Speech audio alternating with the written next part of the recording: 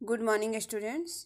आज हम लोग बाल महाभारत कथा के पाठ 16 चौसर का खेल और द्रौपदी की व्यथा के बारे में पढ़ेंगे। ठीक है।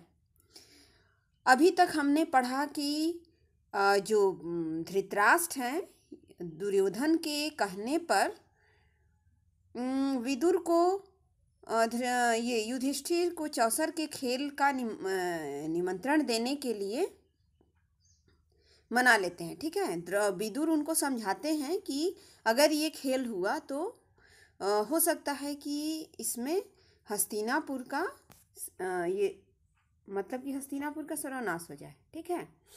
ये इस खेल को आयोजित करना सही नहीं होगा। ठीक है। लेकिन उसके बाद भी चूंकि जो धृतराष्ट्र हैं वे अपने बेटे दुर्योधन से इतना प्रेम, इतना अथाह स्नेह करते थे कि वे अपने बेटे के स्नेह में क्या अच्छा और क्या बुरा ये सोच नहीं पाते थे। ठीक है। मतलब उनके बेटे के प्रति उनका असीम स्नेह जो था उनकी कमजोरी थी। यही कारण था कि वो दुर्योधन की बात को मान लेते हैं और उसके बाद धृतराष्ट्र ये विदुर को युधिष्ठिर के पास भेजते हैं ये चौसर के खेल का निमंत्रण देने के लिए। ठीक है। अब आगे हम लोग पढ़ते हैं।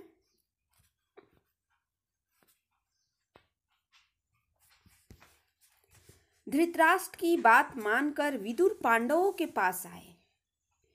उनको देखकर महाराज युधिष्ठिर उठे और उनका यथोचित स्वागत सत्कार किए। विदुर आसन पर बैठते हुए शांति से बोले, हस्तिनापुर में खेल के लिए एक सभा मंडप बनाया गया है जो तुम्हारे मंडप के समान ही सुंदर है। राजा धृतराष्ट्र की ओर से उसे देखने चलने के लिए मैं तुम लोगों को न्योता देने आया हूँ। राजा धृतराष्ट्र की इच्छा है कि तुम सब भाइयों सहित वहां आओ, उस मंडप को देखो और दो हाथ चौसर भी खेल जाओ। ठीक है। विदुर कहते हैं कि धृतराष्ट्र एक सुंदर सा मंडप बनाया है, उसको देखने के लिए आपको चारों भाइयों के साथ उस मंडप को देखने के लिए बुलाया है उन्होंने। उसके बाद युधिष्ठिर कहते हैं, चाचा जी, चौसर का खेल अच्छा नहीं है, उससे आपस में झगड़े पैदा होते हैं। समझदार लोग उसे पसंद नहीं करते हैं, लेकिन इस मामले में हम तो आप ही के आदेशानुसार चलने वाले हैं। आपकी सलाह क्या है? उसके बाद विदुर कहते हैं, यह तो किसी से छिपा नहीं है कि चौसर का खेल जो है वो सारे अनर्थ की जड़ होता है। मैंने तो भरसक कोशिश की थी कि इसे न होने दूं। वो कहते हैं कि मैंने तो पूरी कोशिश की कि ये ना हो, किंतु राजा ने आज्ञा दी है कि तुम्हें खेल के लिए न्योता दे ही आऊं, इसलिए आना पड़ा। अब तुम्हारी जो इच्छा है वो करो। वो युधिष्ठिर को समझाते हैं कि अब तुम्हारे ऊपर यह निर्भर करता है कि तुम क्या करोगे। विदुर कहते हैं कि राजवंशों की रीति के अनुसार किसी को भी खेल के लिए बुलावा मिल जाने पर उसे अस्वीकार नहीं किया जा सकता था। इसके अलावा युधिष्ठिर को डर था कि कहीं खेल में न जाने को ही धृतराष्ट्र अपना अपमान न समझ ले और यही बात कहीं लड़ाई का कारण न बन जाए। इन्हीं सब विचारों से प्रेरित होकर समझदार युधिष्ठिर ने न्योता स्वीकार कर लिया। यद्यपि विदुर ने उन्हें चेता दिया था। युधिष्ठिर अपने परिवार के साथ हस्तिनापुर पहुंच गए। नगर के पास ही उनके लिए एक सुंदर विश्राम गृह बना था। वहां ठहरकर उन्होंने आराम किया। अगले दिन सुबह नहा धोकर वे लोग सभा मंडप में जा पहुंचे। ठीक है।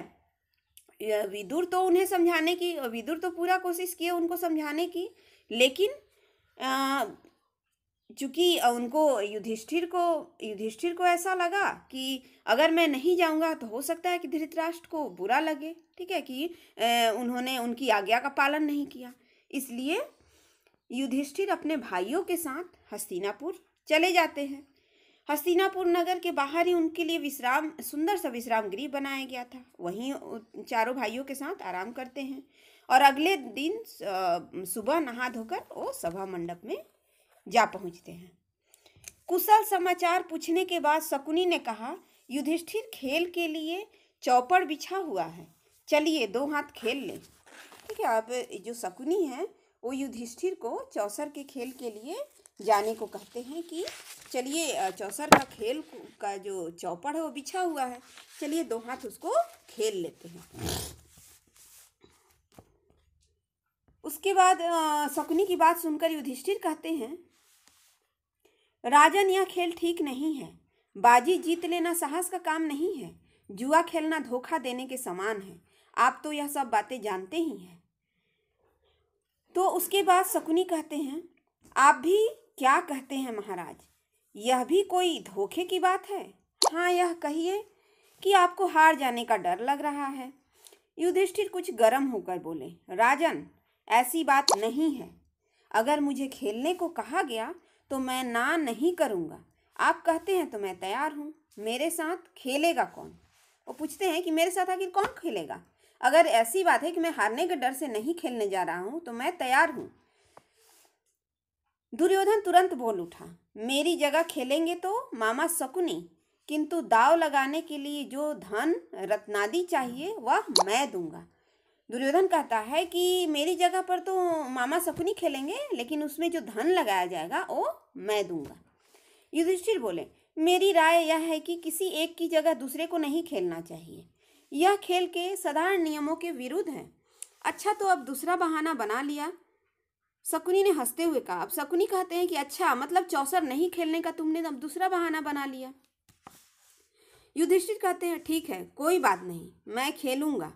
और उसके बाद फिर खेल शुरू हो जाता है। ठीक है, युधिष्ठिर तैयार हो जाते हैं।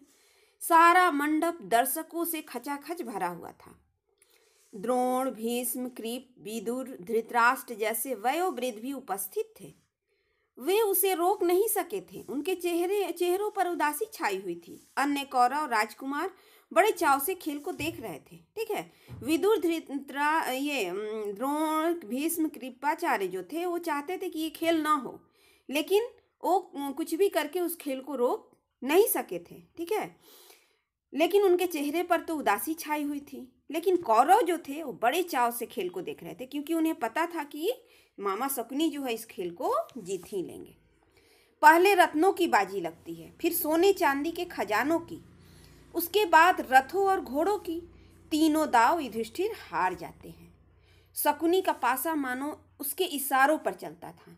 खेल में युधिष्ठिर बारी बारी से अपनी गायें, भेड़, बकरियां, दास दासी, रथ, घोड़े, सेना, देश, देश की प्रजा सब खो बैठे। ठीक है, धीरे धीरे मतलब कि अपना सारा कुछ वो हार गए युधिष्ठिर जुए में।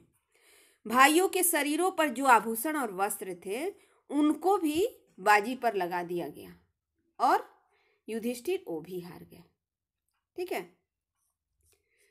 और कुछ बाकी है? शकुनी ने पूछा।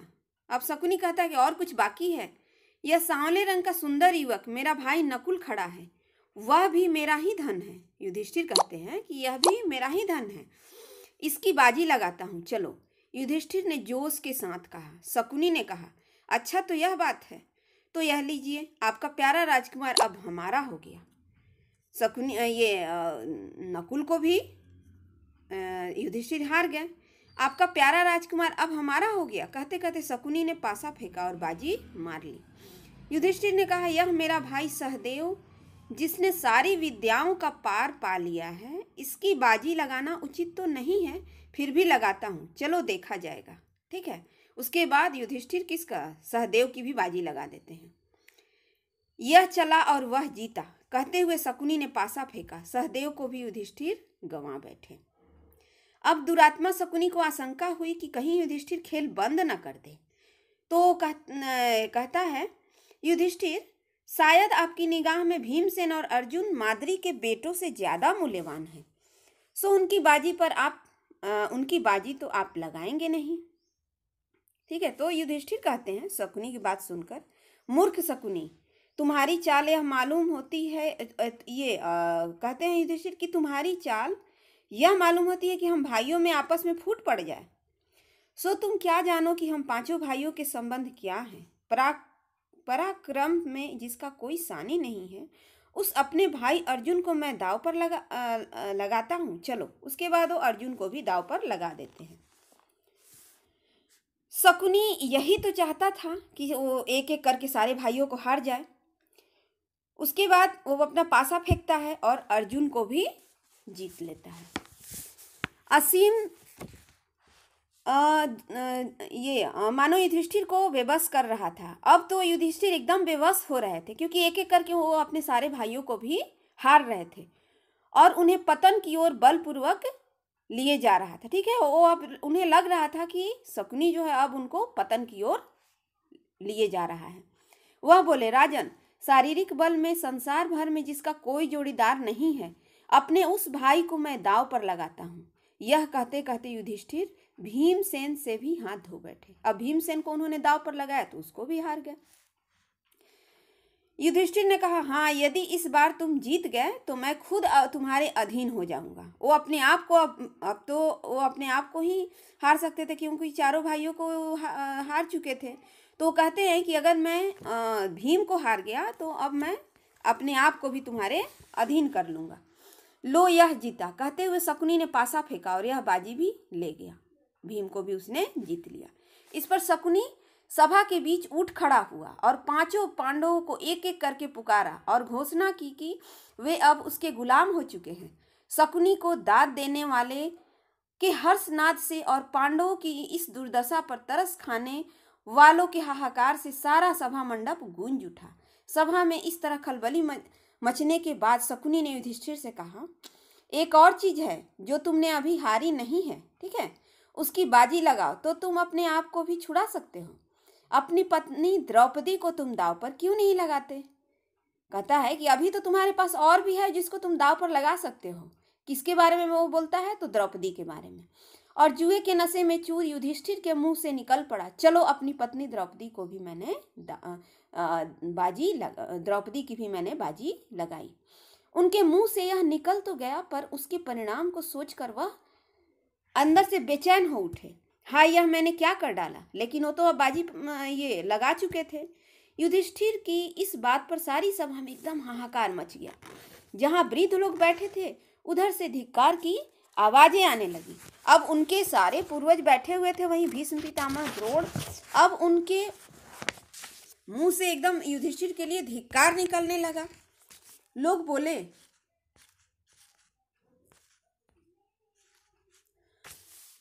छी छी, कैसा घोर पाप है। कुछ ने आंसू बहाए और कुछ लोग परेशानी के मारे पसीने से तरबतर हो गए। दुर्योधन और उसके भाइयों ने बड़ा शोर मचाया, पर युयुत्सु नाम का धृतराष्ट्र का एक बेटा शोक संतप्त हो उठा और ठंडी आह भरकर उसने सिर झुका लिया। शकुनी ने पासा फेंक कर कहा, यह लो, यह बाजी भी मेरी ही रही।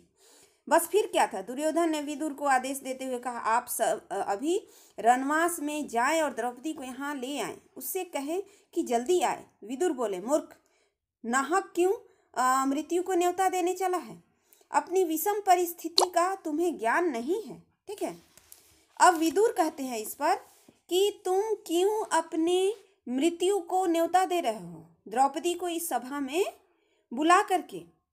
दुर्योधन को यूं फटकारने के बाद विदुर ने सभासदों की ओर देखकर कहा, अपने को हार चुकने के बाद युधिष्ठिर को कोई अधिकार नहीं था कि वह पंचाल राज की बेटी को दांव पर लगाए। विदुर की बातों से दुर्योधन बौखला उठा। अपने सारथी प्रतिकामी को बुलाकर कहा, विदुर तो हमसे जलते हैं और पांडवों से डरते हैं। रनवास में जाओ और द्रौपदी को बुला लाओ। आज्ञा पाकर प्रातिकामी रनवास में गया और द्रौपदी से बोला, द्रुपद राज की पुत्री, चौसर के खेल में युधिष्ठिर आपको दांव में हार बैठे हैं। आप सब राजा दुर्योधन के अधीन हो गई हैं। राजा की आज्ञा है कि अब आपको धृतराष्ट्र के महल में दासी का काम करना है। मैं आपको ले जाने के लिए आया हूँ। प्रतिकामी दुर्योधन की आज्ञा को मान करके द्रौपदी के पास जाता है और कहता है कि आपको युधिष्ठिर जो है जुए में हार चुके हैं और अब आप इस महल की सिर्फ एक दासी हैं। सारथी ने जुए के खेल में जो कुछ हुआ था उसका सारा हाल कह सुनाया। वह प्रातिकामी से बोली, रथवान, जाकर उस हारने वाले जुए के खिलाड़ी से पूछो कि पहले वह अपने को हारे थे या मुझे। सारी सभा में यह प्रश्न उनसे करना और जो उत्तर मिले वह मुझे आकर बताओ, उसके बाद मुझे ले जाना।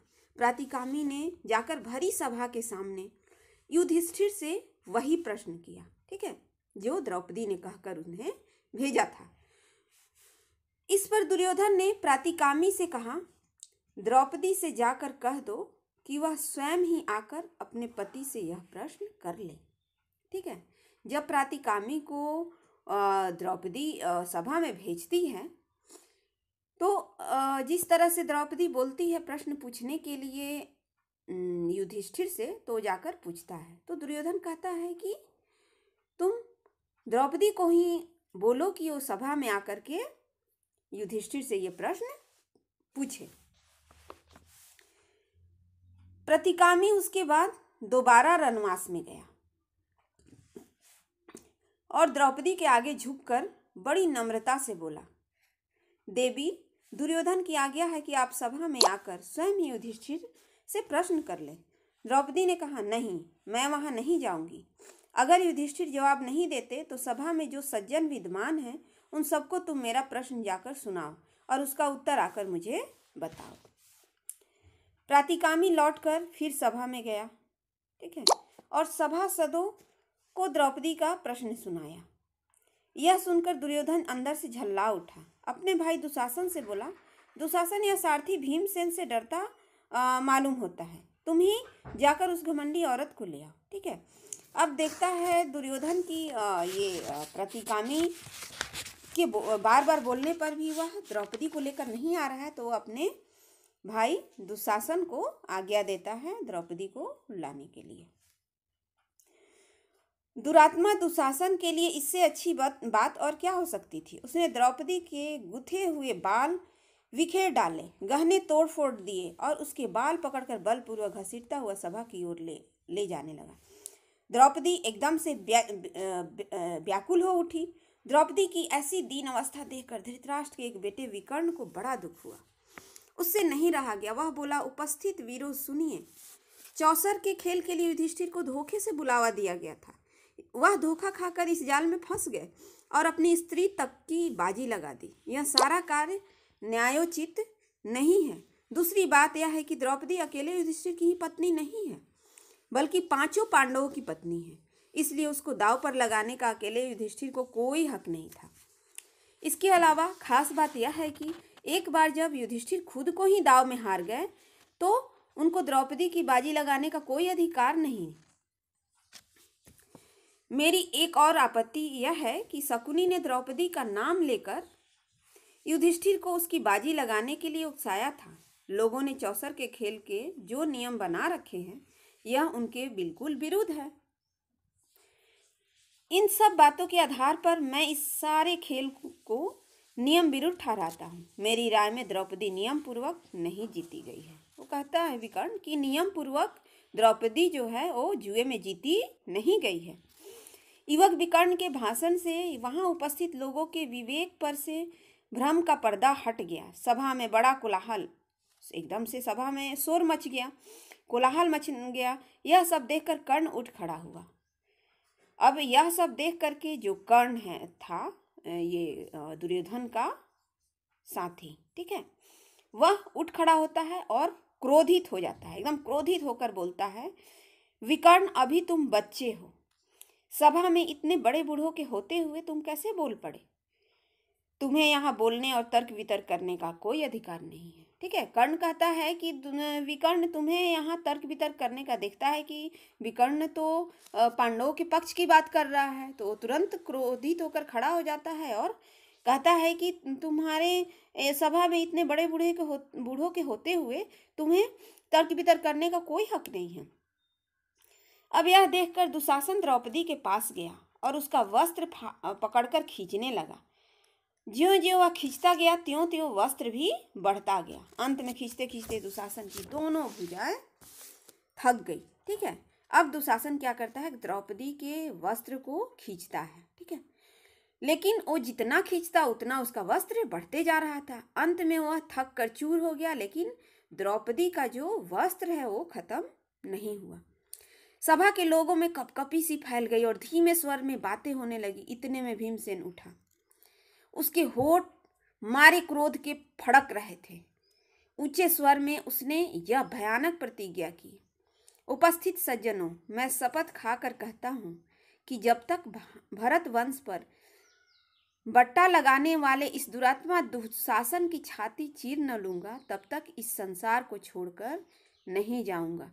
भीमसेन की इस प्रतिज्ञा को सुनकर उपस्थित लोगों के हृदय भय के मारे थर्रा उठे। ठीक है, अब ये जो भयंकर प्रतिज्ञा करता है भीमसेन, तो सभा के लोग एकदम थरथरा उठे, क्योंकि अब तो युद्ध निश्चित था।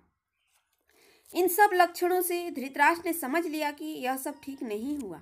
अब जाकर धृतराष्ट्र को समझ में आती है ये बात कि ये जो भी कुछ हुआ वो ठीक नहीं हुआ। विदुर के लाख समझाने पर भी तो वो नहीं समझे, लेकिन अभी जो स्थिति जो है उसको देख करके उनकी समझ में आ गया कि ये सब अच्छा नहीं हुआ। उन्होंने अनुभव किया कि जो कुछ हो चुका है उसका परिणाम शुभ नहीं होगा, यह उनके पुत्रों और कुल के विनाश का कारण बन जाएगा। उन्होंने परिस्थिति को संभालने के इरादे से द्रौपदी को बड़े प्रेम से अपने पास बुलाया और शांत किया तथा सांत्वना दी। उसके बाद वह युधिष्ठिर की ओर मुड़कर बोले, युधिष्ठिर, तुम तो अजात शत्रु हो, उदार हृदय के भी हो। दुर्योधन की इस कुचाल को क्षमा करो और इन बातों को मन से निकाल दो और भूल जाओ। अपना राज्य तथा संपत्ति आदि सब ले जाओ और इंद्रप्रस्थ जाकर सुखपूर्वक रहो। वो कहते हैं, अब देखते हैं कि अब तो युद्ध निश्चित है और इसमें मेरे कुल का सर्वनाश हो जाएगा। तो युधिष्ठिर को समझाने के दृष्टि से वो चाहते हैं कि ये किसी तरह से युद्ध रुके, तो उनको उनका सारा राज्य और संपत्ति दे देते हैं और उनको सब कुछ भूल जाने को कहते हैं। धृतराष्ट्र की इन मीठी बातों को सुनकर पांडवों के दिल शांत हो गए और यथोचित अभिवादन आदि के उपरांत द्रौपदी और कुंती सहित सब पांडव इंद्रप्रस्थ के लिए विदा हो गए। पांडवों के विदा हो जाने के बाद कौरवों में बड़ी हलचल मच गई। पांडवों के इस प्रकार अपने पंजे से साफ निकल जाने के कारण कौरव बड़ा क्रोध प्रदर्शन करने लगे और दुशासन तथा शकुनी के उकसाने पर दुर्योधन पुनः अपने पिता धृतराष्ट्र के सिर पर सवार हो गया और पांडवों को खेल के लिए एक बार और बुलाने को उनको राजी कर लिया। ठीक है, अब दोबारा से उनको चौसर के खेल पर बुलाने के लिए वो राजी कर लिया दुर्योधन। देखा कि अब तो इसमें कुछ मुझे मिला नहीं। युधिष्ठिर को खेल के लिए बुलाने को फिर दूत भेजा गया। पिछली घटना के कारण दुखी होते हुए भी युधिष्ठिर को यह निमंत्रण स्वीकार करना पड़ा। युधिष्ठिर हस्तिनापुर लौटे और शकुनी के साथ फिर चौपड़ खेला। इस बार खेल में यह शर्त थी कि हारा हुआ दल अपने भाइयों के साथ 12 वर्ष तक वनवास करेगा तथा उसके उपरांत 1 वर्ष अज्ञातवास में रहेगा। यदि इस 1 वर्ष में उनका पता चल जाएगा तो उन सबको 12 वर्ष का वनवास फिर से भोगना होगा। इस बार भी युधिष्ठिर हार गए और पांडव अपने किए वादे के अनुसार वन में चले गए। ठीक है बच्चों, तो ये पाठ आपका यहीं खत्म हुआ। ठीक है, युधिष्ठिर जो हैं एक बार दोबारा से वही गलती करते हैं। चौसर के खेल पर बुलाने के बाद वो दोबारा आते हैं, खेलते हैं और इस बार की शर्त थी कि जो भी हारेगा तो उसे 12 वर्ष का वनवास भोगना होगा और 1 वर्ष का अज्ञातवास। अज्ञातवास अर्थात अपने आप की पहचान जो है उसको छिपा कर रखना। ठीक है, अगर वो दोबारा से अज्ञातवास में पहचान लिए गए तो उन्हें फिर से 12 वर्ष का वनवास भोगना पड़ेगा। तो इस शर्त के अनुसार उन्हें जुए में हारने के बाद वनवास जाना पड़ा। ठीक है, ये पाठ आपका यहीं खत्म होता है। आगे हम लोग पढ़ेंगे धृतराष्ट्र की चिंता।